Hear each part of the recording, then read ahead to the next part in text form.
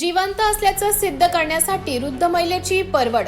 जळगाव जामोद शहरात धक्कादायक प्रकार उघडकीस आला आहे. मुलाने जिवंत आईचा मृत्यू दाखवून नगर परिषदेकडून मृत्यू प्रमाणपत्र मिळवले आणि त्या आधारे आईच्या खात्यातील 10 लाख रुपये काढून पसार झाल्याची घटना समोर आली आहे. प्रेमसिंह राजपूत याने स्वयंघोषणा पत्राच्या आधारे नगर परिषद आई कौशल्याबाई राजपूत यांची मृत्यूची नोंद करून घेतली. कोणत्याही शहानिशा न करता नगर परिषदेकडून मृत्यू प्रमाणपत्रही देण्यात आले. नंतर बँकेतून रक्कम काढून घेतल्याचं समोर आले.